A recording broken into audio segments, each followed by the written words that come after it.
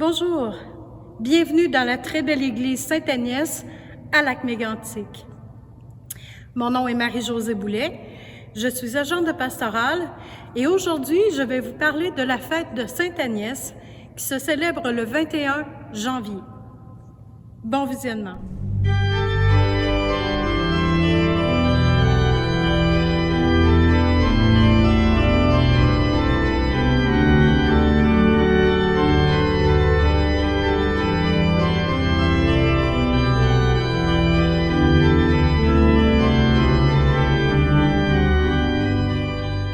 Nous avons un bel exemple ici d'une statue à Sainte-Agnès.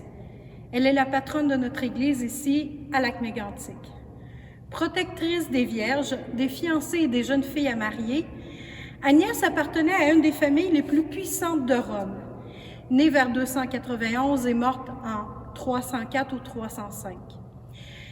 Peut-être qu'elle ne s'appelait pas vraiment Agnès, mais en tout cas, le prénom d'Agnès décrit bien qui elle était comme personne. Agnès, dont le prénom signifie pure et chaste, est l'une des figures les plus populaires parmi les martyrs des premiers siècles. Il est difficile de dégager des éléments historiques, des éléments légendaires. Sa fête est pourtant parmi les plus touchantes et parmi les plus beaux triomphes de la foi chrétienne.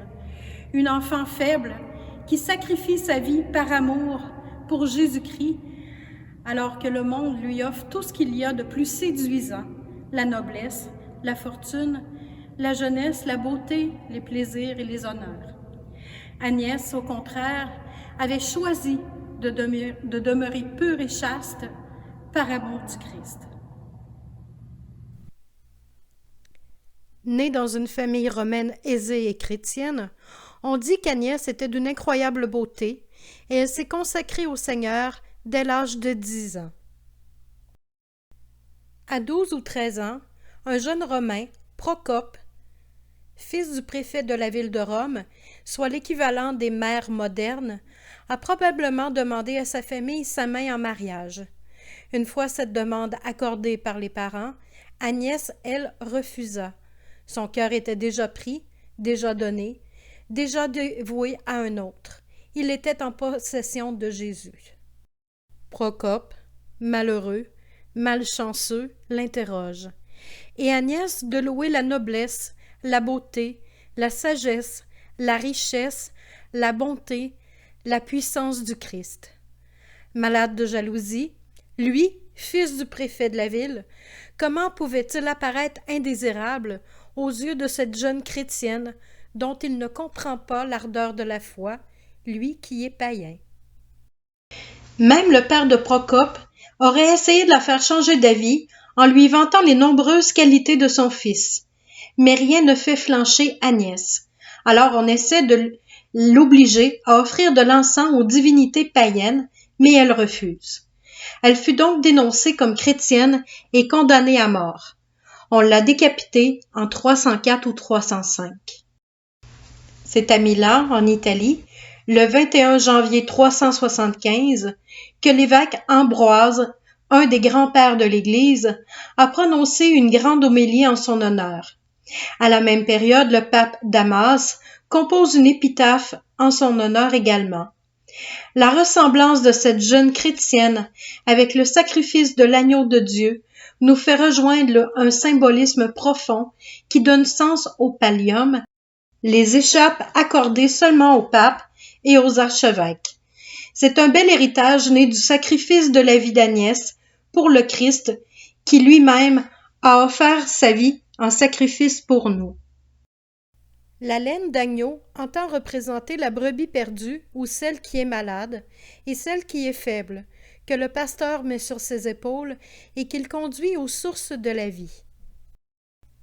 Les palliums sont réalisés avec la laine de 2 agneaux, bénis le 21 janvier par le pape, jour de la fête de Sainte-Agnès, dans la maison Sainte-Marthe, au Vatican.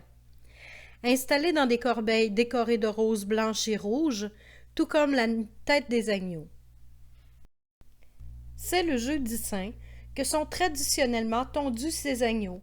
Ce sont les chanoines réguliers du Latran qui élèvent les agneaux au couvent de San Lorenzo, c'est-à-dire Saint-Laurent. Les palliums, tissés jusqu'à récemment par les sœurs bénédictines de Sainte-Cécile, seront remis au pape. Ces palliums reposent dans une urne placée dans une niche sous l'autel de la Confession de Pierre le 24 juin, fête de Saint Jean-Baptiste, autre patron de Rome. Ces petites écharpes y restent jusqu'à la messe du 29 comme pour être imprégnées du pouvoir conféré par le Christ aux premiers apôtres. Pour en revenir à Agnès, la jeune martyre est ensevelie dans la catacombe de Sainte Agnès, à Rome. Son corps repose aujourd'hui dans une urne d'argent à l'intérieur de la basilique Sainte-Agnès, située sur cette rue, la Via Nomentana. Sainte-Agnès va fêter le 21 janvier.